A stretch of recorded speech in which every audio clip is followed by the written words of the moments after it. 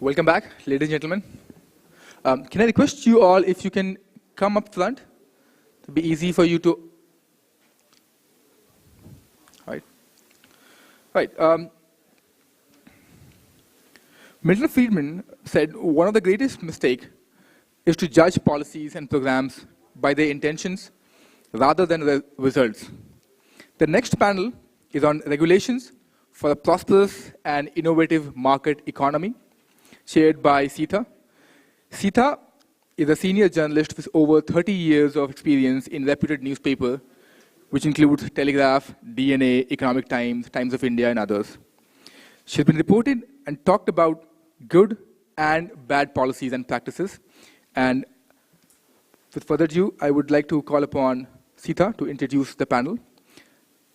The panel has Vivek Dahija from IDFC Institute India, Alex Tabarak from George Mason University, USA, Syed Mizanur Rahman from Daffodil University, Bangladesh, Nonoy Opoulos from Minimal Government Thinkers, Inc., Philippines. So, over to you, Sita.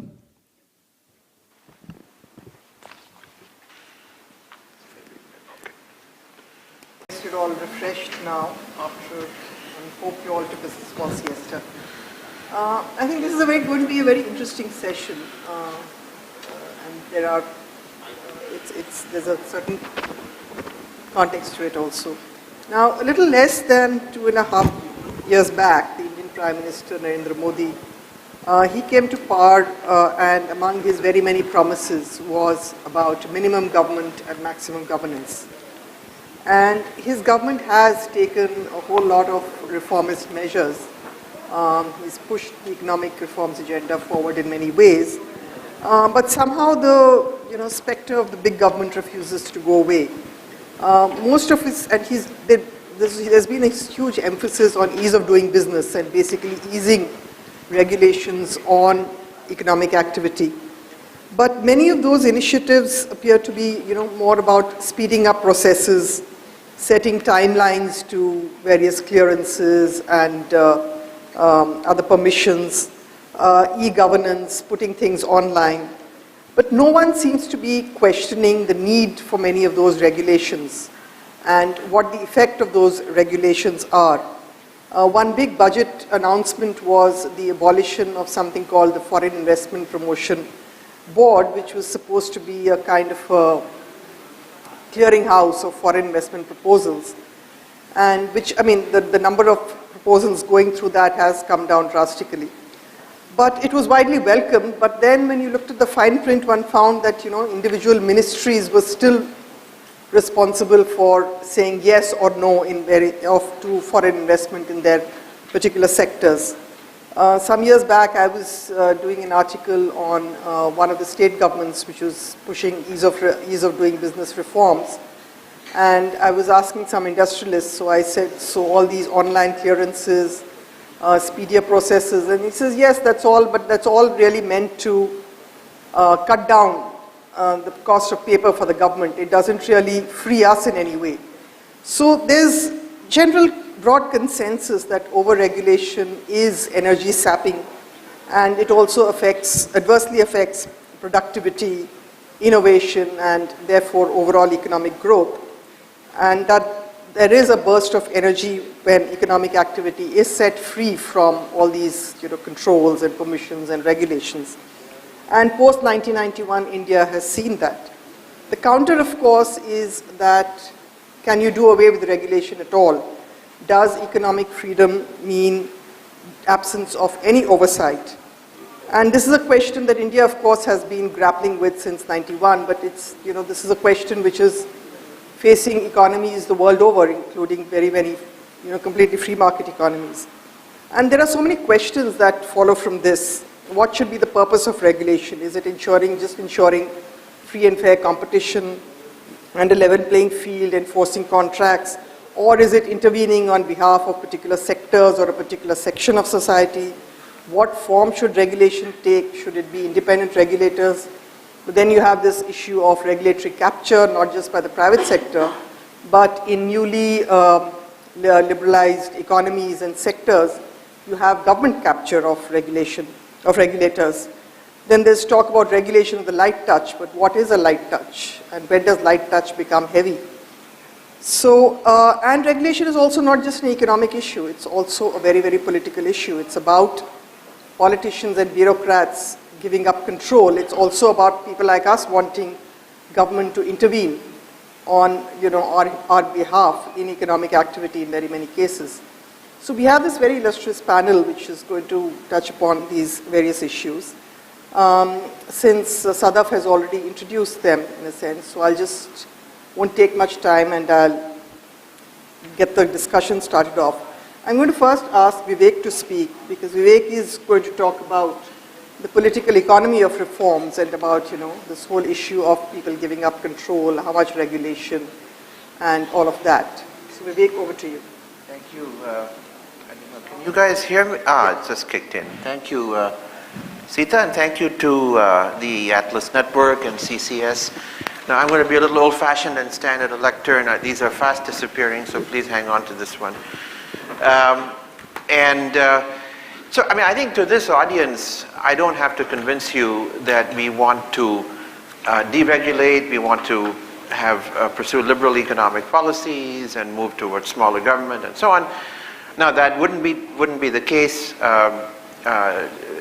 in a different audience. I was speaking at a college event yesterday at one of the well-known colleges in Mumbai where the default position was that markets are evil and globalization is some capitalist conspiracy to take over the world. So, but clearly in this audience, I won't have to convince you that we want to move towards better, more sensible economic policies. So then the interesting question for me is, well, why don't we observe those policies? Political economy, or public choice as they call it in Virginia circles. So if economic reform is indeed good economics, and I think we take it as read in this room that it is, shouldn't it also be good politics?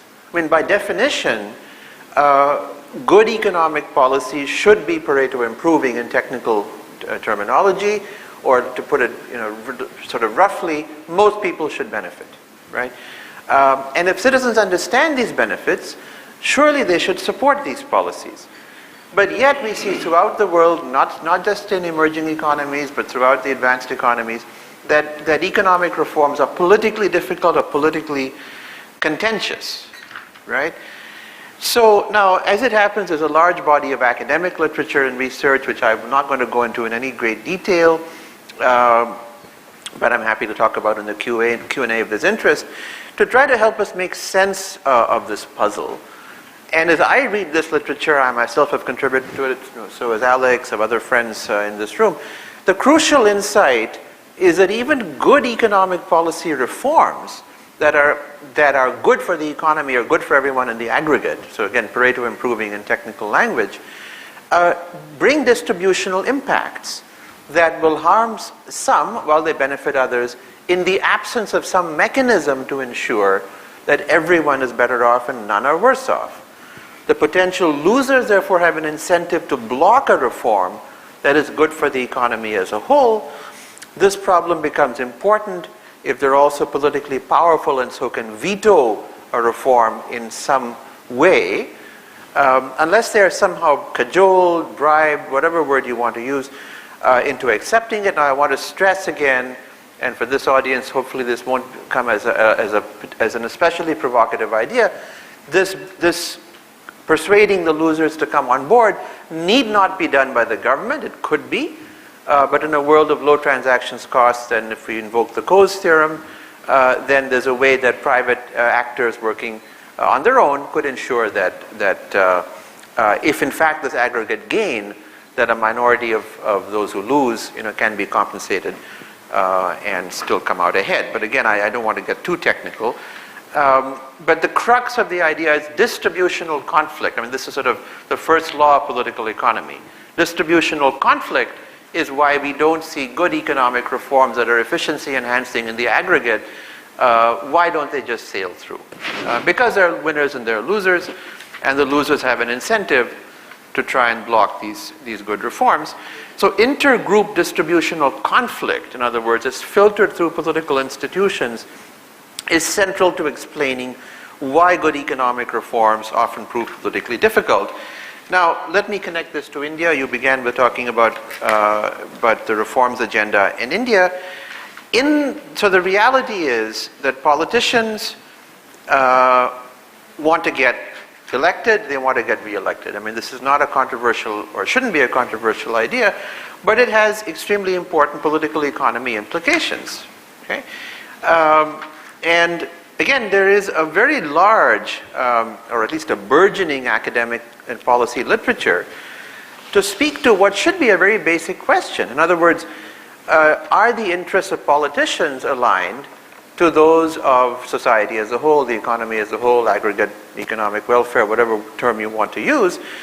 And crucial to understanding that then is probing this question, is it the case that politicians, let's say incumbent politicians, are rewarded for good economic stewardship? Is it true that if the incumbent politician, the politician in power, delivers good economic performance, let's say as measured by economic growth, to put it in a simple way, is he or she rewarded electorally by that? And therefore, this creates an incentive for the politician to pursue good economic policy, right? Now, this seems to be the received assumption in many advanced economies, and there's a fair amount of some academic literature which supports this notion, although it's not, there is some contestation in this literature as well. But I think it's fair to say that the kind of general perception exists, whether it's true or not, that good economic policy is rewarded in some way by voters, and this creates an incentive to pursue good economic policy. I think the US is the closest thing that we have to evidence for this proposition. But in the case of India, for instance, we don't have. I mean, we have some evidence that it's suggestive that perhaps in some cases, maybe in some state elections, that incumbents are rewarded for good economic stewardship, but the evidence is scant. And if you look at the evidence, I think, with an open mind, you probably will think that that elections in India, whether elections at the central government level, to the Lok Sabha, state governments, there's a fair element of randomness in it. It's still a black box. We don't fully understand why voters vote the way they do. We don't fully understand whether economics motivates them. And this comes out very sharply. So if you look at what the research shows, and I'm drawing on some work by a colleague of mine at IDFC Institute, which suggests that when you look, for example, at state elections to state government, in a particular data set, which I can talk about later if there's interest, incumbents were re-elected 15 times and defeated 23 times. There was no statistically significant difference between state growth rates in the cases of successful as against defeated incumbents. In fact, the relationship between growth and re-election appears to be random. And if this is the case, then it's a rather dispiriting proposition, because it suggests that if incumbent politicians, if those in government believe that re-election prospects are a crapshoot or some totally random event, or don't necessarily depend on economic performance, then obviously it weakens their incentive to deliver good economic management, right? And it relies on some other sense, perhaps basic altruistic notion that, look, if it depends on nothing, if it's random, let me just do the best I can to pursue good economic policies. So I could go on this in this vein, but let me just leave it by saying that we all agree, I think most of us in this room would agree what we ought to do. So there's no debate on the normative. But the old reflex of saying, if politicians don't do what we the economists, we the advisors think they should do, somehow are stupid or irrational, is absolutely wrong. The politicians have a very good reason for doing what they're doing. Their incentives may not be aligned with ours or with that of the economy as a whole. And so we've got to really probe this and try to change the institutional structures or realign the incentives. And so, for example, the work that you're doing, Free a Billion, get the word out on the cost of bad economic policy. Get voters to pay attention to the fact that, look, I should care about this. So again, I'll leave it there for now, but I think we've got to be focused very much on how do we change the incentives of politicians to get them, to induce them to do what's good, not just for themselves electorally, but also good for the economy as a whole. And I think I'll stop there. Thank you. Thanks, Vivek. I think that sort of summed up things very well.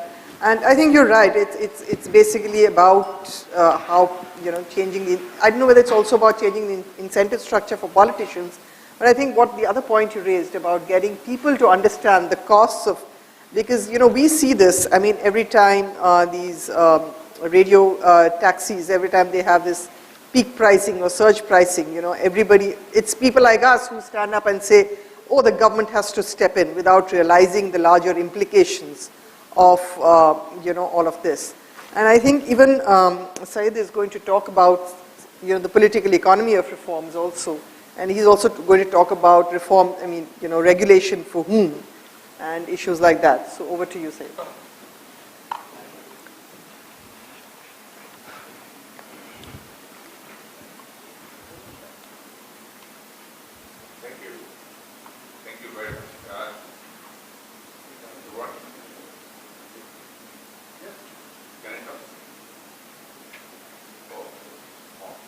Anyway, I think now we can hear.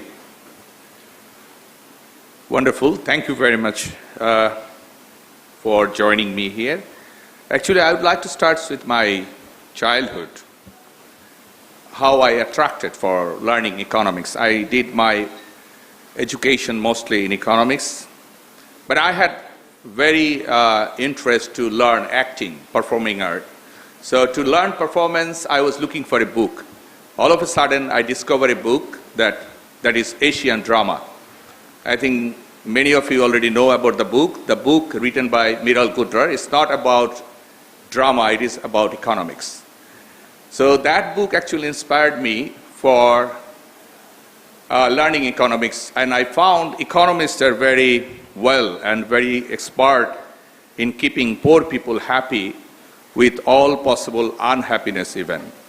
And it helps me actually more deeply to study economics. And then I found three basic questions in economics: what, how, and for whom. Today I'm much interested to talk about for whom. Because, all over the world, politicians are very much interested in business, and business people are also interested in politics. And both of them are interested for media. This is a kind of learning for me. This interest attracts me more to talk today, especially about regulations. And regulations is, I'm really confused with regulations like maybe it is, business is a good place to control politics and economics and media. Three different areas. And let me explain one simple thing in economics right now, the blue ocean strategy. Blue ocean strategy is nothing but promoting monopoly in the market, like iPhone or some other companies are doing business. Maybe this is time to know more about economics and business in two different ways. Economic profit and business profit is not same. For Bangladesh, I can say we are one of the major exporter in garment sector. Economic profit from garment sector is very positive, I can't say. But business profit is positive. You know why? Because most health hazard part from garments industries like dyeing, finishing things are happening in Bangladesh. We are losing our river. Our future generation will never get back environment, water, river, and fishes. But you see, still we are not that much brilliant in differentiating economic profit and business profit. So it's a really big question when any regulations or anything happening, any decision, whether it is keeping in mind economic profit or business profit. Economic understanding is something that cares future generation. We can't actually live in this beautiful world, or we can't enjoy the beautiful world without keeping certain resources for future generation. But it's a paradoxical situation right now. And I can say another thing. I was talking about technology and humanity in October in United States. And I found something very crucial to share with you here too. Most of the poor countries around the world, the main resource of poor countries are basically human resource. So developing human resource in a way can really solve many of the problems. But you see, the way we are growing, keeping other development beside, rather technology very much on, maybe future generation in the world will be facing serious problem in searching their bathroom without Google search. We are connected throughout the world, but we are disconnected within me or within the community sometime. That's why this morning I was asking a question. I was raising my confusion about development. Like, it is common from regulations from business world is also controlling media, education, and so many things. But you see, we are creating unemployed, educated people throughout the world. And at the same time, we are pushing more advertisement, pushing more strategic intervention throughout the world for creating stupid customers and consumers. And I'm sure the mobile phone I'm using now is a very much backdated one. You see, just a deceit is helping young people to change their mobile phone in every 3 months. And I'm sure I'm not capable to use this mobile phone even 5% of the whole capacity, but I'm buying it. And at the same time, this is also kind of interesting to me when people are going beyond capacity consumption behavior, that we are improving more capacity to consume, less capacity to produce. And I don't know how to solve, and for whom we are talking here. That's why it's not my deliberation or motivation to you, because I personally don't believe in motivation. I personally believe in confusion, because confusion can help in creation, innovation. If we are happy with everything, maybe this is good for some time, but it's not good for go for next step. Few years back, some researcher proved that Bangladeshi people are happiest in the world. It was a research by some American researcher. But you know, the same year, it was by Transparency International Bangladesh. Bangladesh is the most corrupted country in the world. So it is also paradoxical. At the same year, we received Nobel from Professor Dr. Yunus on peace. So you see, 3 propositions of our country. We are the happiest country in the world. We are number 1 in corruption. And at the same time, we can win Nobel. And do you know the reason behind having that Nobel? That was a microcredit project. But fortunately, Professor Yunus now not talking about credit, because he also realized that credit is a slavery. Rather, he is talking much more about social business that can help us maybe for going next step. And I wish when we are talking about market economy or anything, maybe we need to keep our non-judgmental mindset up on so that we can really criticize ourselves. Even I can talk against me. It's not that what I am really speaking here right now, if anyone from my audience can criticize me, can change my mindset, I will be much happy. So this is wonderful time here. I'm chatting with so many people, and it's good to know more interactions from you. And that's why I'm cutting my discussion here. I would like to stop myself here, but with the same question again, I don't know why we are more reluctant about developing humanitarian quality. I would like to end my speech here with the same, that the main resource of this world is human resource. So as a human being, we need to be unstoppable. We need to grow in a way so that we can keep our brain intact. We need to keep our brain very much functional in calculating mathematics, because mathematics is the basic language of thinking. So if we fail to think, if we hand over all the thinking capability to our computers, technology, maybe the world will be dominated by very few people in the world in near future, and we will be just living as a slave. Thank you very much. Thank you. Thank you, Syed. Now Alex is going to talk about exit and regulation in terms of exit and in the liberal space. Thanks, Alex. So Albert Hirschman, maybe a little bit lower, good, okay. So Albert Hirschman famously discussed two different ways of changing a firm or a society: exit and voice. Now, most of my career, as well as most of many of you, is involved with voice.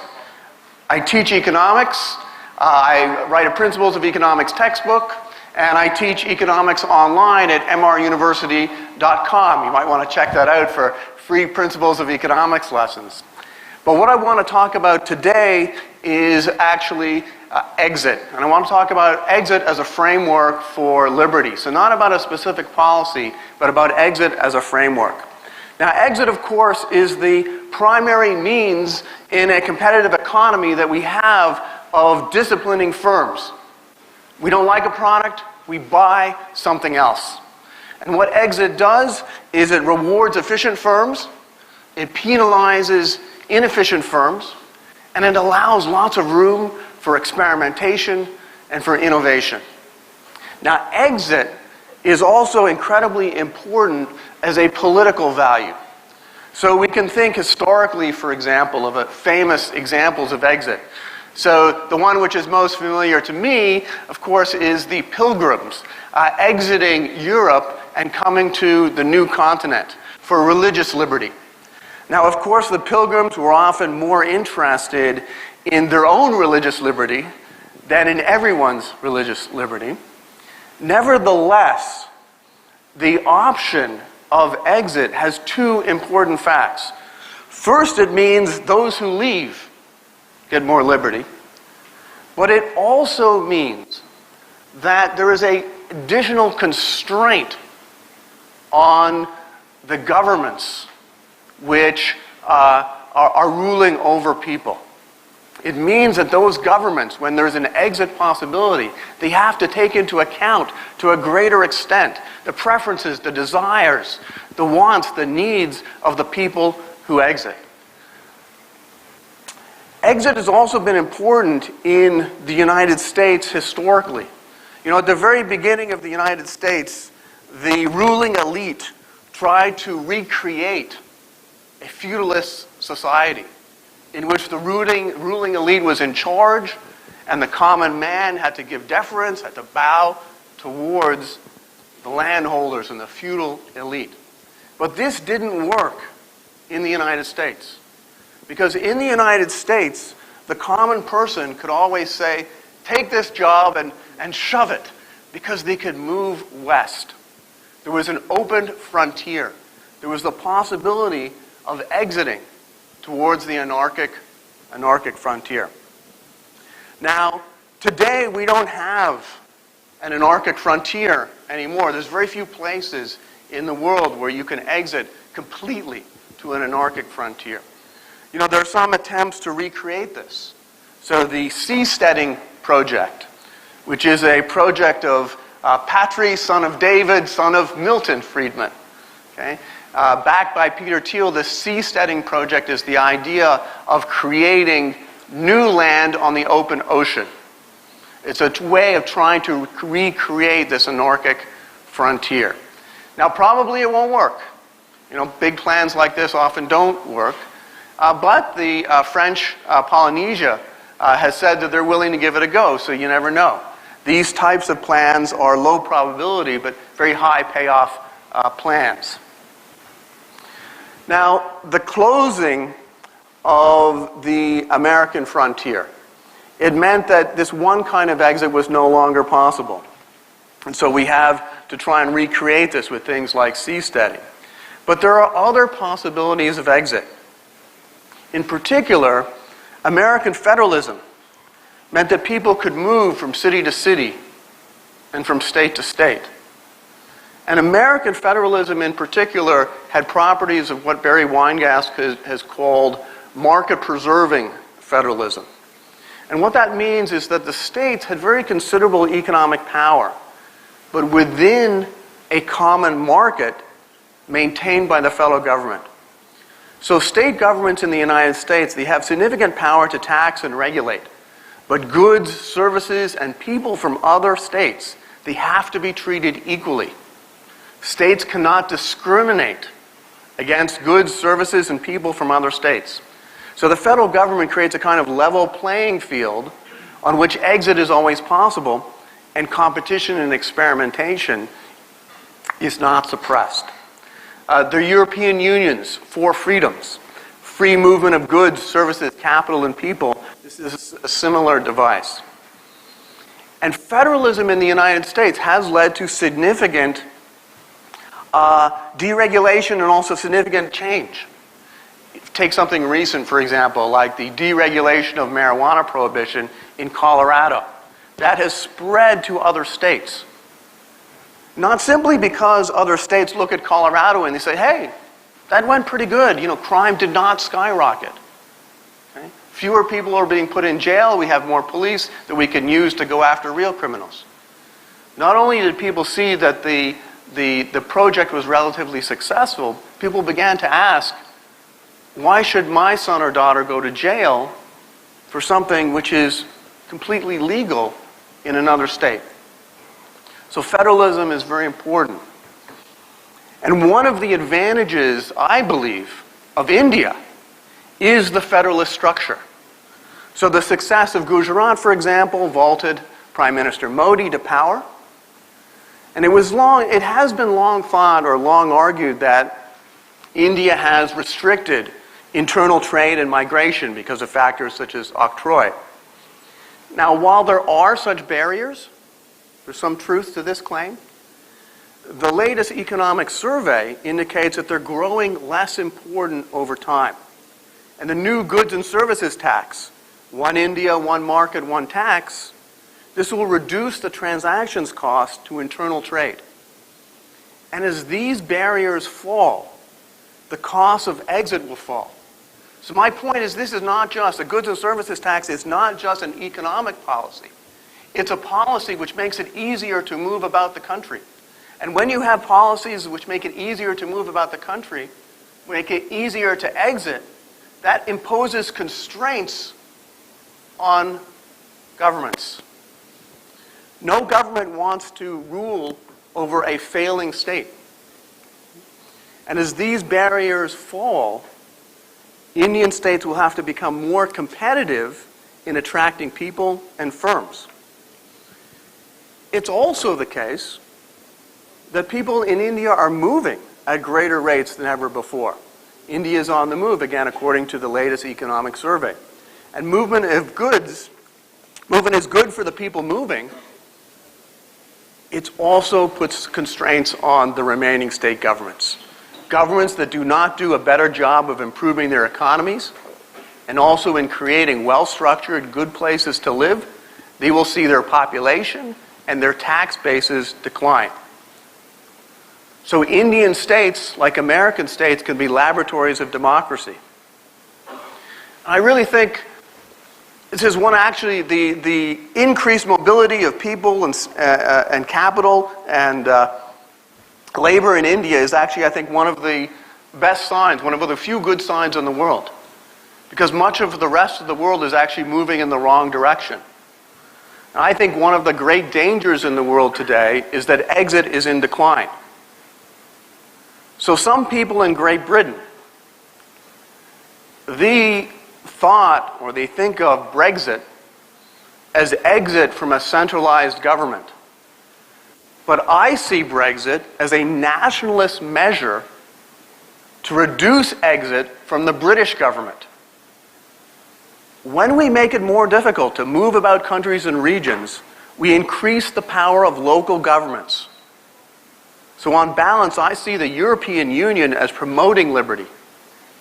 And it's worrying to me that the European Union is under threat. Now, exit can also be created as a policy choice.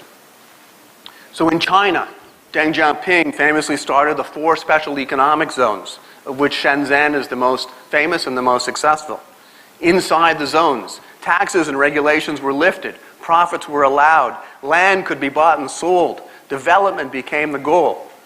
And Deng's experiment is the most successful experiment in all of development economics, responsible in its way for lifting hundreds of millions of people out of poverty. And there are other examples like this. There are many special economic zones, some 4,000 in total around the world, which are providing models on a similar scale. So I think about King Abdullah Economic City. This is a private city which is being developed under a charter from the government in Saudi Arabia, which is designed to encourage growth. It's an important model for the entire Middle East. Songdo is a similar private city, similar experiment in South Korea. India has launched a smart cities initiative, which will also experiment with new governing structures. Well, there I fear that there are too many smart cities. There perhaps should be fewer, and they should be given more money. Okay, but I think that's a positive experiment. Honduras actually passed legislation in 2013 creating the possibility for the most expansive kind of special economic zone, the ZEED. And the ZEED in Honduras, if any of them come to pass, will have very significant power to recreate all kinds of new laws, all kinds of new experiments, new ways of doing things. So ZEED courts, for example, are allowed to follow common law rather than civil law, as in the rest of Honduras. Now, the Honduran ZEED experiments only reached the first stage. It could fail. But as with China's creation of Shenzhen, or the earlier Hong Kong experiment, these types of experiments, as I said, are low probability but big payoff. Now, these types of experiments, of course, also involve voice. Because in order to create these zones of exit, the leaders have to have some good ideas. And that's where all the ideas that are here are important. Now, let me conclude with another type of exit, which is less discussed, which is unusual. And this is technological exit. So think about, for example, support for free trade. The way that voice tries to generate support for free trade is we talk about comparative advantage, we talk about the benefits of trade, this is what I do in my textbook, and so forth. And yet here's the amazing fact. The creation of the container, the standardized container, did more to lower the costs of trade in the second half of the 20th century than did all of the tariff cutting. So technology can also be a way of increasing trade, lowering the cost of trade. Planes, trains, automobiles, improvements in all of these technological areas make the world smaller. They bring the world together. They increase the benefits of trade and expand it around the world. Here's another example. In the early 1930s, New York City had over 30,000 taxis. Then in 1937, a law was passed requiring taxis to have a medallion, a license. And only 16,900 licenses were given out. Over the next 6 decades, as New York City's population grew, the number of licenses actually fell. So there were fewer licenses in 2009 than there had been in 1937. No wonder it was difficult to find a taxi, especially when it was raining in New York City.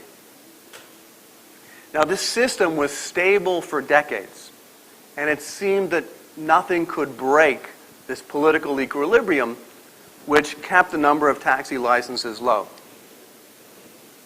Until, of course, Uber. Uber leapfrogged the regulations. By exploiting a loophole, they created an entirely new category of ride-sharing, and they grew more quickly than the regulators could respond. Indeed, a key fact was that consumers had a chance to try the product before regulators had a chance to stop it. Now, one of the biggest problems that we face in the kind of free market community is that what we offer is growth. But growth also means change. And the public really doesn't like change all that much. This is a problem. We think about regulators who often subscribe to the precautionary principle, the notion that any new product with unknown effects should be introduced only slowly, if at all. But it's not just regulators. Imagine what would have happened if in 2009 voters had been asked whether any driver with a cell phone should be allowed to pick up paying passengers. Regulators and voters would have come up with a dozen reasons why this was a bad idea. Get in a car with a stranger? That's what my mother always said never do, right? That's what our mothers told us not to do. Okay.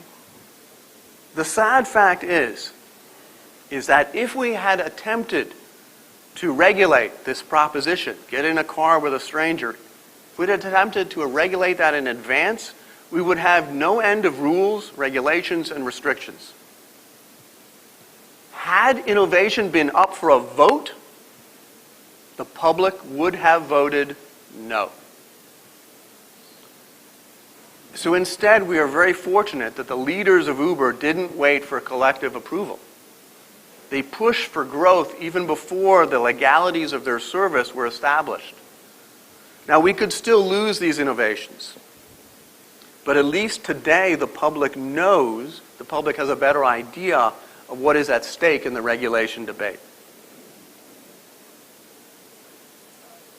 So in thinking about liberty, my message is this. We should be thinking not just about specific government policies, but also about frameworks. And one key aspect of the liberty framework is the option to exit. The option could be created by explicit policy, like smart cities or special economic zones. And it can be enhanced by federalism. The option to exit can also be created by technology. Every reduction in transportation cost is an increase in the option to exit. The internet makes it easier to exit from government censorship. Bitcoin makes it easier to exit from government money. No government can demonetize Bitcoin.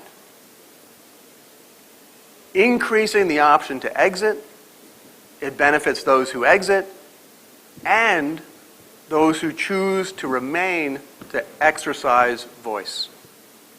Thank you very much.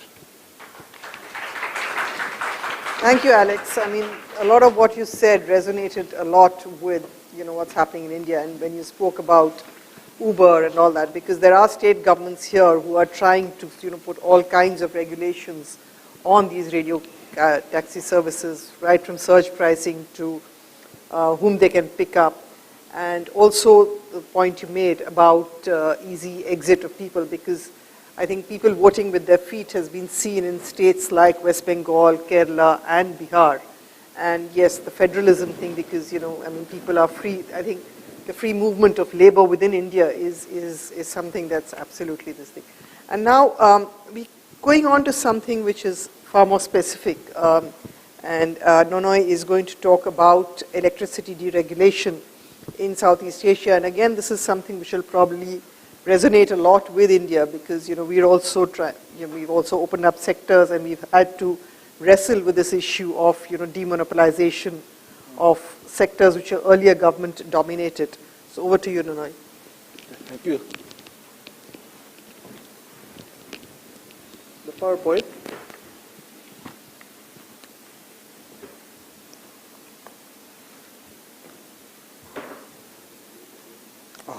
Abak did not give. All of what you said, President, it's much especially the Uber. That one? They're just sitting and trying to. You can't do this, you can't do that. They're now cracking down on share. I mean, it's one thing for me to say I will not in Delhi, I will not get into a share because I'm scared. But it's one thing for me as an individual to assess the choice of not getting into a share gap. The government to say you can. ALF presentation. At the same time, allow 4 people on a motorcycle. Well, technically they don't allow it. Okay. Thank you very much. Well, I'm the last speaker, and the good speakers have fed you with a lot of good insights. So my presentation will be very short. But yeah, lots of numbers. So you better look at the monitor, not to me.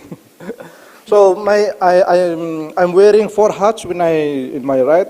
Minimal government thinkers, which is my free market think tank. CNET is based in Kuala Lumpur, a project of ideas.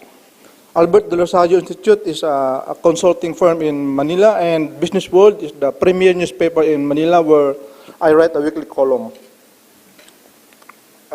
Outline: electricity supply and demand, electricity prices, regulations and bureaucracies in electricity, re-regulations to save the planet, and recommendations.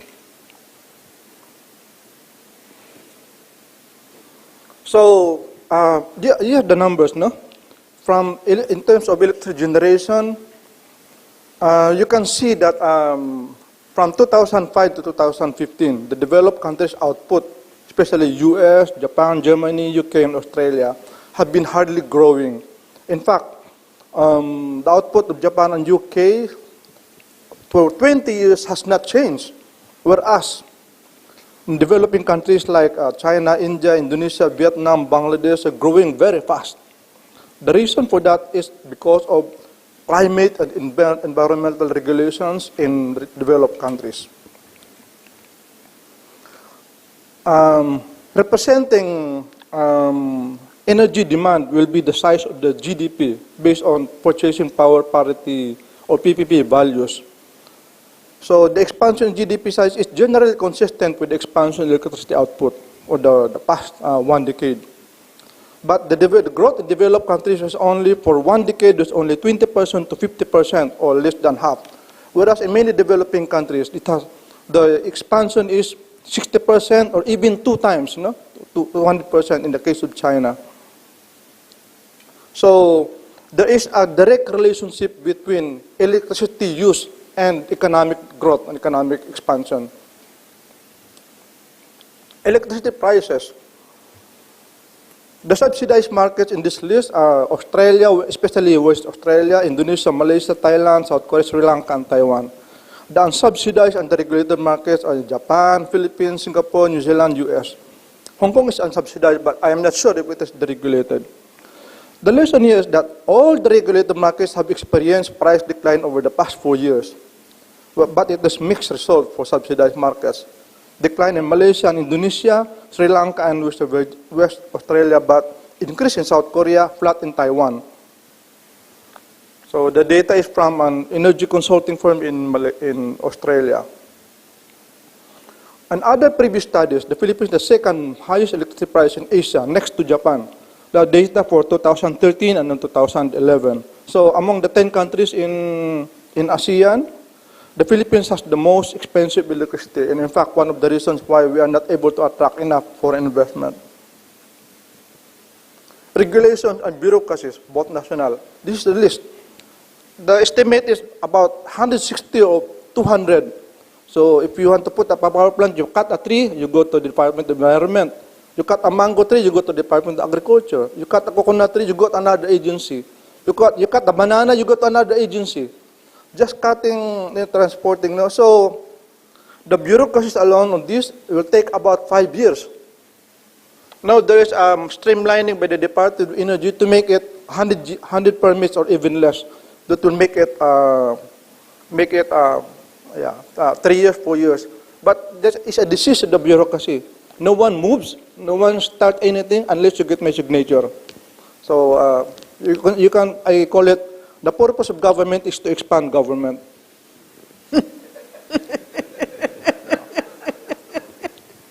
Then in 2001, we have the Electric Power Industry Reform Act. It is the main deregulation that was about 16 years ago.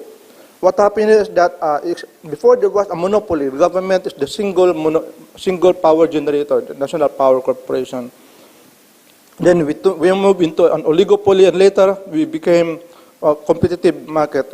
Even real estate developers, mall developers, they are now into power. So there are dozens of competition now. So you can see the price, say, from 2012 has been generally declining. And if you're going to remove the effect of inflation, the real price will really go down. That is one beauty of competition in the generation sector. Then we privatize the powers, the assets of PISAM, and also the transmission is privatized. We established the wholesale electricity spot market, introduced performance-based and retail competition and open access. And most importantly, remove the public debt. Because at that time, the main debt creator is the power sector, the National Power Corporation, something like $2-3 billion a year.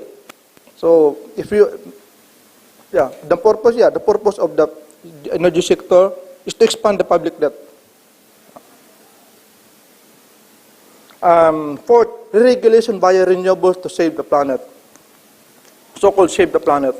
So in this list, almost all countries, they have various types of subsidies, no? To more wind, more solar, more biomass to save the planet, so-called. So in the case of the Philippines, we have the renewable portfolio standard, meaning this is mandatory.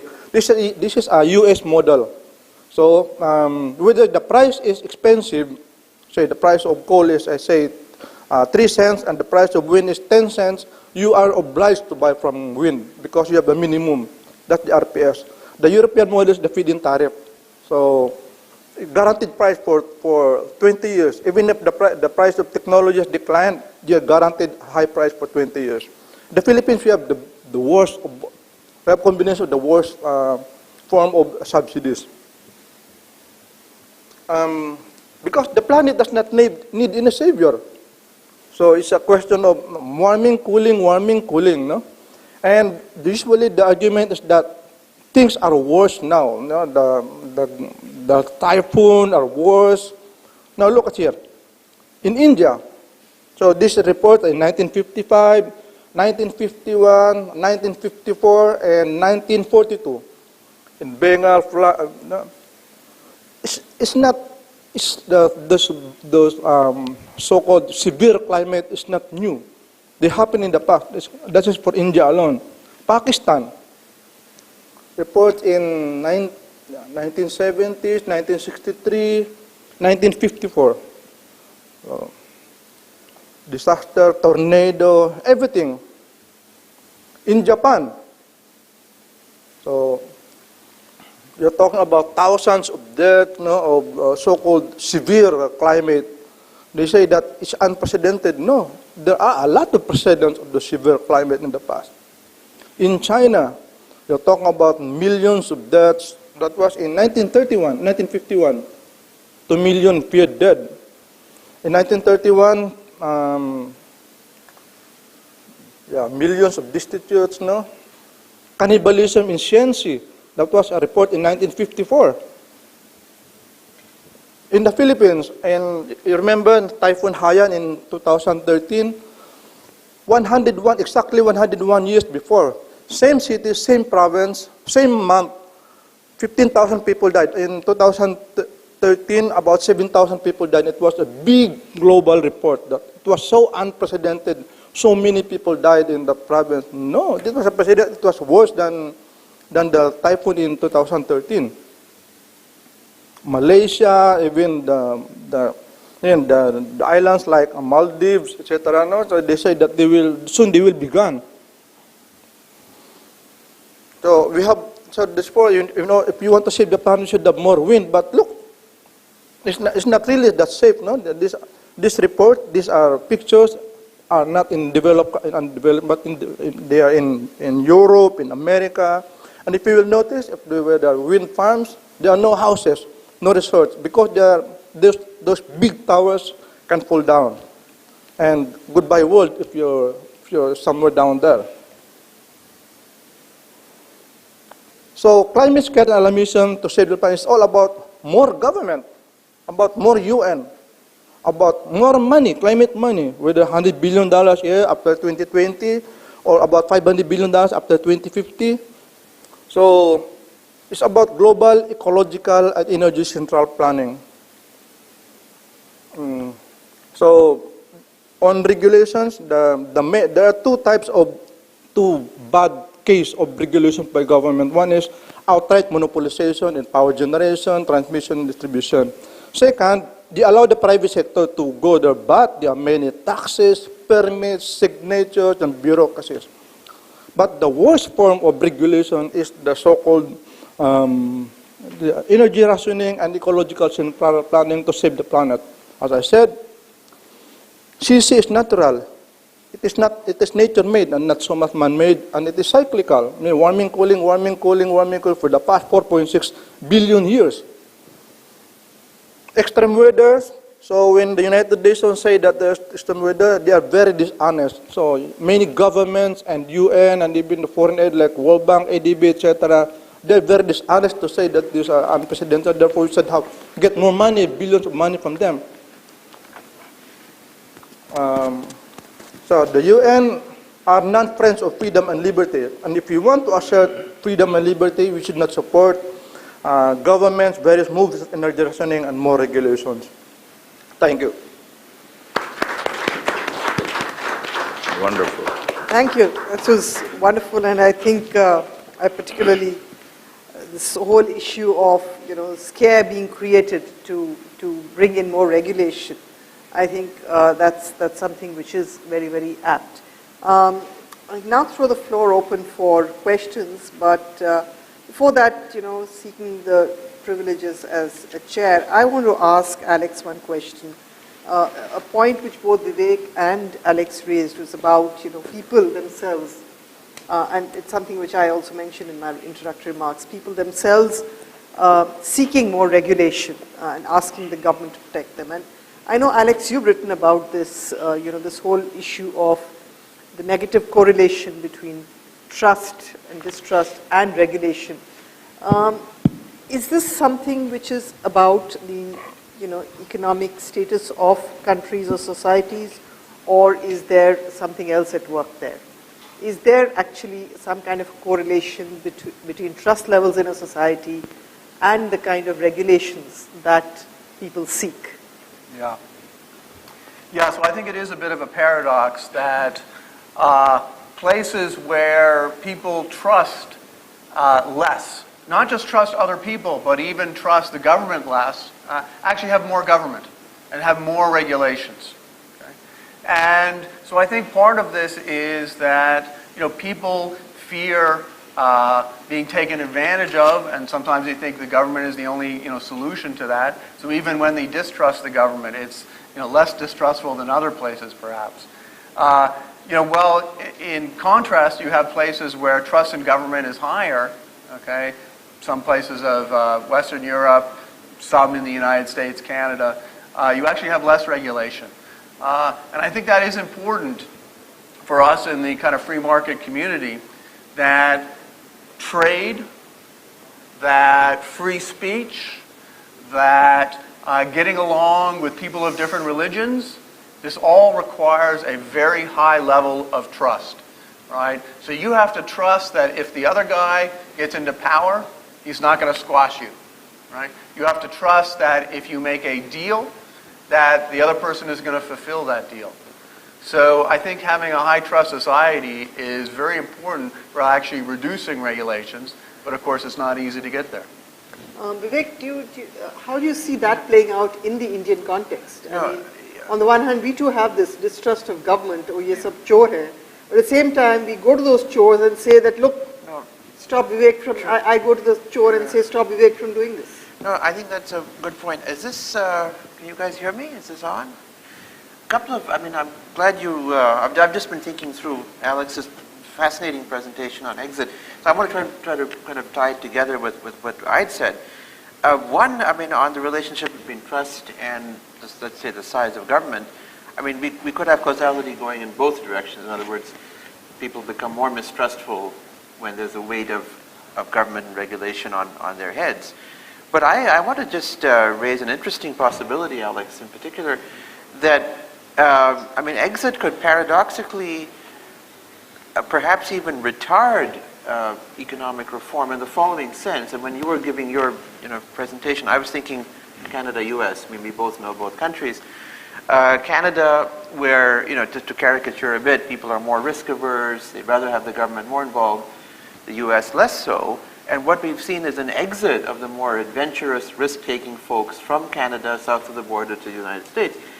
And therefore, in some sense, those left behind are more willing to accept a heavier hand of government. And I can't prove this statistically, in any rigorous way, but I do think that the exit of perhaps, of the most adventurous, entrepreneurial, most risk-taking from Canada to the US, from, Bihar to Maharashtra, whatever you want to say, can actually retard, up to a certain point, reform in the place from which people are leaving. I wondered if you had a reaction, if I may. No, you're right. And one of the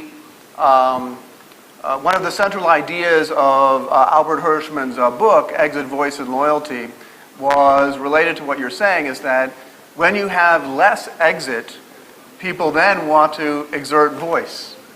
And if you have the people who exit, his example was schools. If you allow people to exit, to go from public schools to private schools, then he said, well, the people who exit are going to be the ones who would have been on the parent-teacher, committee meeting, and they exit and leaving the schools in worse shape. Exactly. So I agree. There's no guarantee. Nevertheless, on balance, I maintain. I still tend to support exit, but yeah, we also need voice as well. Yeah. Okay, now, anyone? Can we throw the floor open for questions? Anyone with? So many hands. Could you give it to the? Yep. Thank you for the presentation. Patrick Mardini from the Lebanese Institute of Market Studies in Lebanon. So I really loved that I attended this specific panel because the topics are very relevant and I have direct questions. So first for Mr. Nonoy, in Lebanon we have an electricity company ran by the government. We have 12 hours of blackouts every day, and we already are advertising and campaigning for allowing competition into the sector. So I would love to talk with you later on if you are available, see if you have any research that we can benefit from about how things have worked. Any international comparison would be very, very beneficial to us. And I would love to hear any advice on how to convince the government on opening it to competition if you have right now. And a second quick question, which is related to the issue, to Mr. Vivek. You talked about the distribution conflict, and this is also very relevant because politicians have a direct interest in those government companies. Either they profit through hiring people in them or through making contract with cronies for renovation, things like that, or they actually own a company which has a government-protected monopoly. So how could you convince those people to do the reform, although they are directly benefiting from them? So my questions are pretty technical, not theoretical, but I hope I can. Thank you. Can we take a few questions? Can you just give it to this gentleman here? And after him to Babu Joseph then. Hi, my name is Madhu Shivaraman. I represent the institution called Center for Public Policy Research. So we're actually working on this ease of doing business concept in India, especially at the state level. We work with the Karnataka government and all. So one thing which, in fact, the same question which she had mentioned, asked Alex, is there's a question about asking for government support. Maybe it's through form of regulations and all. So one key thing when we actually were doing an assessment from the entrepreneurs, one key thing which they were asking is they need more government support. Around 75% said, okay, we need, the entrepreneurs require government support. So they say they want some form of regulation. And these entrepreneurs for me were largely representing what you call as the informal economy, which is largely prevalent in developed countries, developing countries. So that's one crucial aspect. So there would be any street vendor, which in fact CC has done a lot of work on street vending, how they could actually give us examples how the informal economy has actually flourished because there's no regulations. But the same people are actually asking for more regulations. So this is a key thing which is actually we are bothered about. And why? Because there's a small demarcation between what you consider as legal and illegal and what you consider as formal and informal. Right. So when we were actually asked to do some of these regulatory studies and assisting government, this was a key thing. The government actually, when the people were demanding for regulations, say you cited the Uber example, the government just kind of copy paste the same regulatory systems and paste it in any all forms of regulation systems. So how do you actually tackle this particular issue? This is one thing which I would like to get an answer. Could you give it to, yeah. I am Babu Joseph, representing Liberal Group Kerala. I quite agree with the general consensus in the panel, and especially that proposal for exit and all that. But one point which was left out, I feel if Gandhiji were to leave today, he would have mentioned that I would like to point out. That is voluntarism. That's a minor point, voluntarism. Each industrial unit or a consortium of industrial units coming forward with a voluntary statement saying that this is our position regarding environment, this is our position regarding so many other issues on which governmental regulations can come in.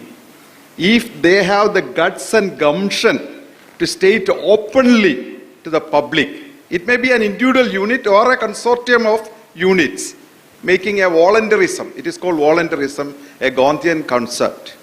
I am reminded of a small shop owner in my own locality. He is a small shop owner, but he had the guts and gumption to state openly that this is the trade policy which I am following as far as my shop is concerned. I went and appreciated him. Similarly, Tata's or Reliance, Birla's or some such companies or a consortium of companies should show the guts, not regarding the prices. Prices may vary, but regarding environmental issues or regarding, on all issues wherein governments are persuaded or compelled to bring in regulations, they can come out with voluntary self-regulations. So Liberty Forum or Liberal Group should canvass for such voluntary measures. Some small shop owners can do that, why can't these big people also come out with some voluntary? It's only a minor point, but that's an addition. Yeah, thank you. But before we take on, I just want, Amit, Amit Chandra has been, talking a lot. He's been doing a lot of work on budget private schools. And Amit, if you could just bring in very, very briefly this thing about the exit. I mean, I think the whole exit issue is very relevant to, budget private schools and the exit from government schools, the exercise of choice, and the kind of government regulations that are preventing this exit. So can you just very briefly exit from parents' from point government or schools to this thing, and how government regulations are trying to block that exit? Okay, just briefly. Very briefly, because very briefly.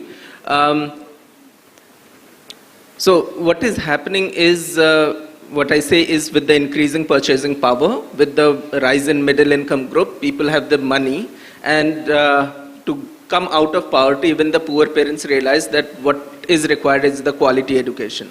the standard and quality of education is not available in public school. The entire public education system has in some sense completely broken down. So it's the parents who are choosing to go to these affordable private schools. Now, what government is doing is to bring regulation in some manner so that the public schools could continue running. One of those things is bringing the school recognition mechanism based on infrastructure norms. So what that has resulted into is closing down of affordable private schools. So parents in that sense have no choice and will have to continue sending the kids to government schools. So that is what.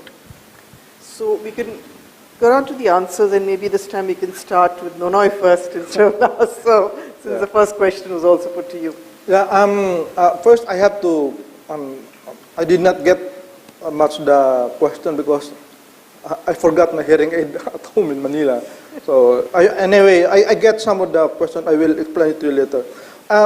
What I get is that about the problems with subsidies, especially in the Philippines.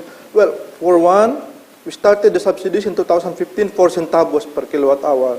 Last year, 12 centavos, and this year, about 25 centavos. It's doubling, no? And so the main point there is that if the Philippines has the most expensive electricity in the Philippines already, why make it more expensive? So it's an issue, especially among local industrialists. So, but the lobby, the renewable lobby is also very strong, no? So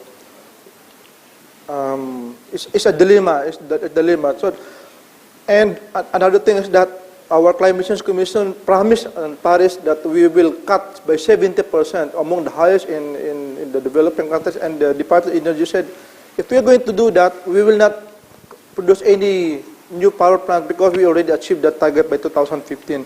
So the Department of Energy itself is opposing those kind of Paris commitment.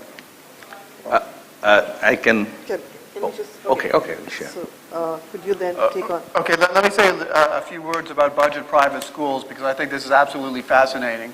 So India right now is undergoing the largest experiment in private schooling, perhaps in the history of the world, at least since 19th century Great Britain. So there are at least 25% of the school-aged children are now in private schools, and in urban regions it's at least 40 to 50%. And so I think this is absolutely an amazing, incredible experiment. Now the key issue I think is beginning to come up now. That is, it's clear that the budget private schools can do better than the public schools, particularly some of the worst run public schools. But that is kind of a low bar, right? So it's clear that the budget private schools are better than the government schools where the teachers don't even show up. The next avenue, the next question is, can the private schools do well on world standards? And here I think what is going to be necessary is some type of, not exactly self-regulation here, but I think what is going to be necessary is to help the parents evaluate the different public schools. So I think what is needed is something like the Doing Business Index, right, for private schools. How well are these private schools performing on these kind of standardized indexes? Because parents are just actually not that good at figuring out which are the best schools, which are the lower performing schools, and so forth. So I think to get to that next level, the parents are going to need some help in choosing and creating a competitive market for these private schools. And if India can do that, this will have enormous implications, not just for India, but for the entire world. Thank you. This is really interesting, and in relation to your conversation. In Bangladesh, it is different because in Bangladesh we found, I don't know, here in India, any government school teachers are losing job for any reason. Is there any reason for that? No. Never, ever. So when teachers are never losing job, they stop learning actually. Many of the teachers after having the job, but private schools or universities even, they need to be updated always. I think that actually one of the major components for quality education right now in the world, I think. And Harvard also a private university, am I right? Harvard? Harvard Private University. Private yes, university. Yes. So this kind of challenges has been started in US and many part of the world actually many years ago. Here it is a struggle here in India, even in Bangladesh, it's the same, but no regulation yet for students. But this is interesting about the power system in Bangladesh. Few years back, few people actually generated solar electricity in Bangladesh. So initially as a project, it was fine. People was using low-cost electricity in the locality. But when it became a threat for government, so they actually start different regulation to stop that.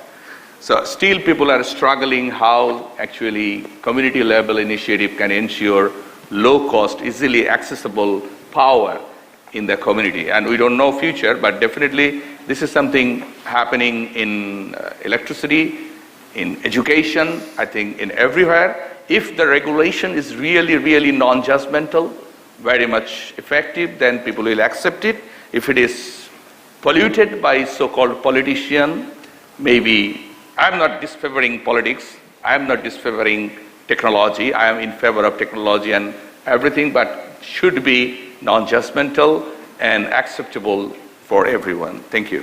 Thank you for it. Yeah, I'll just say a word. I think our friend, one of our colleagues from Lebanon asked about distributional conflict. I mean, don't have the expertise to speak on the power sector, but I will just say broadly on distributional conflict, it is really the first law of political economy as I see it. I mean, if you think about, do the following thought experiment, if any particular economic reform benefited absolutely everyone, then apart from some sort of just basic failure, that kind of reform would go through. So the second and the sort of corollary of that, which I didn't have time to go into earlier, is that this is why throughout history and throughout the world, the reality is that major economic reforms follow a crisis. The truth is that it's crisis which leads to reform, whether it's India in 1991, whether it's Latin America and hyperinflations. In normal times, when the normal laws of politics apply, my own judgment and my own research suggests that gradual incremental reforms tend to work better. I'm, for one, not a proponent or a supporter of so-called big bang or shock therapy reforms. They often lead to backlash and reversal.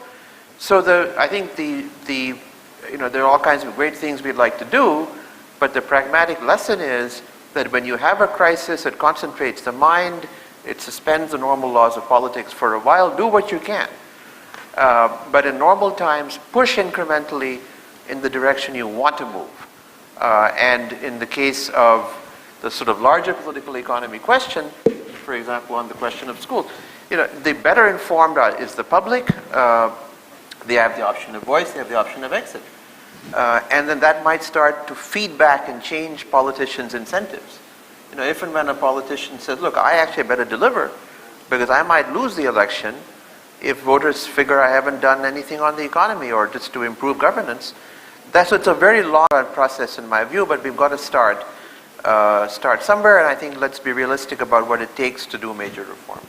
If you could take up, Vivek, the question which this gentleman from Bangalore put up, small businesses wanting government support and being quite prepared, isn't that to accept some regulation in exchange? Sure. Now, I do worry. In fact, I'm involved also with ease of doing business. I'm working with our friends at NITI Aayog to do a survey.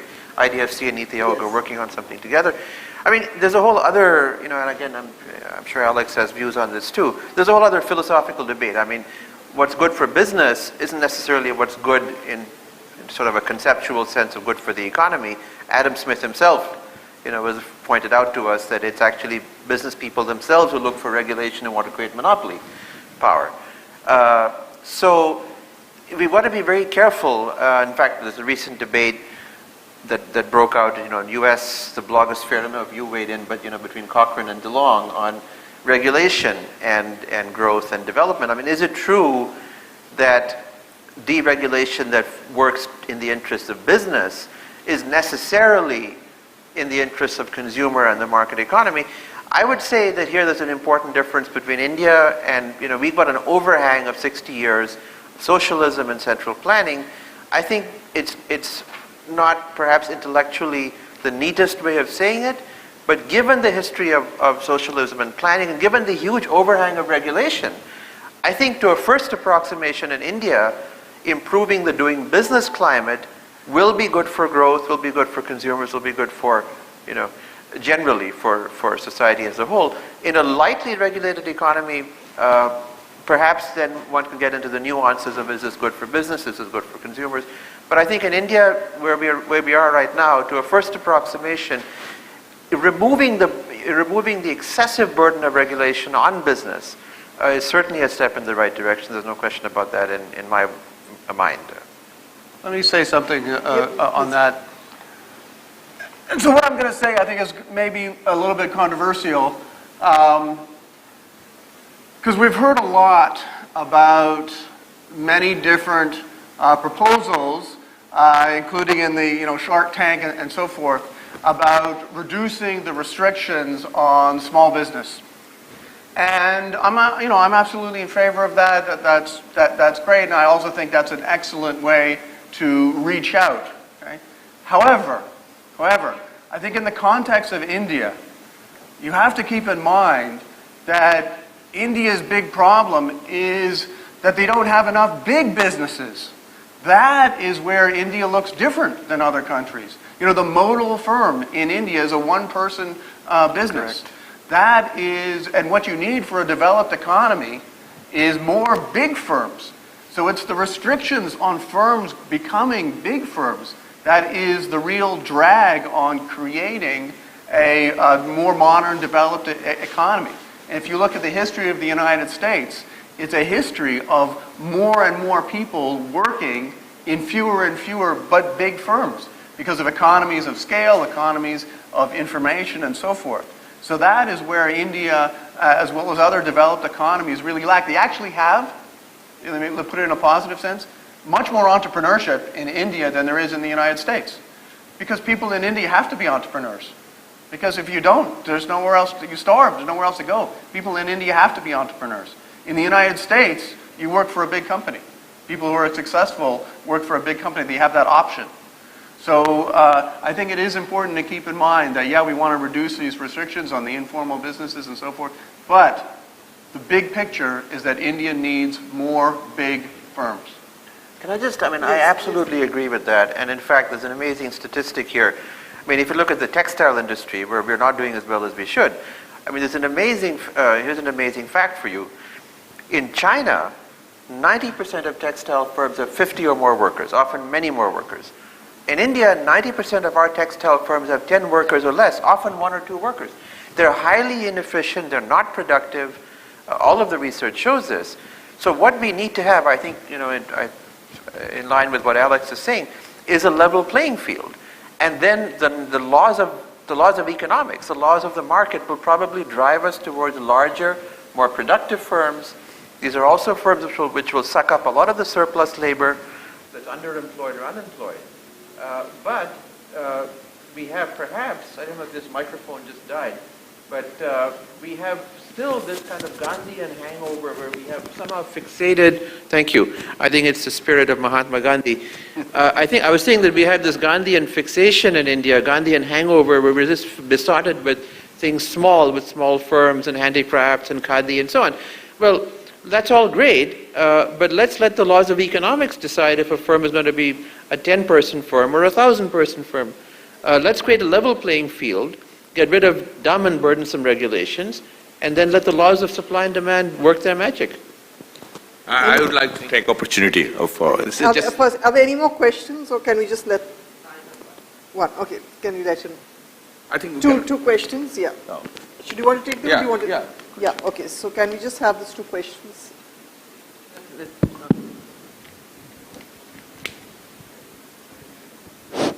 Good afternoon. This is Isha, and I'm from Bangladesh. I represent the Federation of Bangladesh Chambers of Commerce and Industry. It was very interesting to see the last presentation on energy and to think about liberal energy policies, because it's kind of a paradox for me.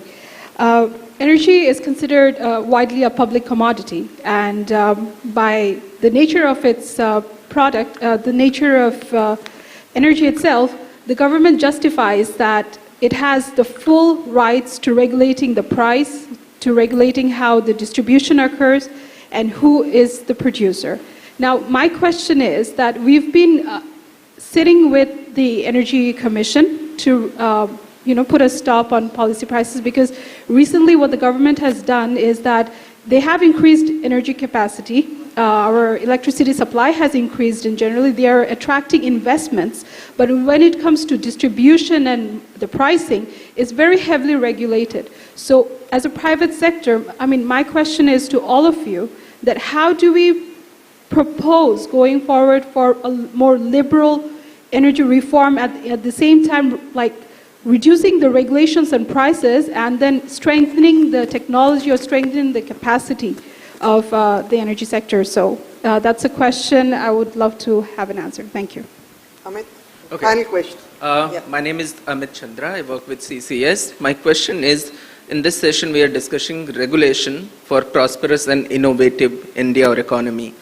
The way technology or society or dynamically it's changing so fast. Innovative products are coming. And once those products come and become popular, then only we think of regulation. So what happens in market is faster than what happens in regulation space. But when the product or economy or informal sector, everything is pretty visible, then what you want to regulate. And the moment you think of regulation, you think of control, which doesn't go, or further I'll say, hamper the innovation part itself. So I would like to take experts' opinion on this part as to how either to have an option of skipping the regulation at all, or if you cannot, where would you draw the line so that regulation facilitates and the process but not really controls and does not become heavy in that sense? That's all. I can, thank you very much. I think the question from Bangladesh is, as a Bangladeshi citizen, I am really involved with the issue very much, and I'm also concerned about. And I also mentioned about like how solar system, a small group of people in the community, they try to produce their own power, and that was regulated. And you are rightly mentioned here, when things are moving alone, no problem. When things are becoming profitable or challenging for the state, then it is so many regulations are taking in place.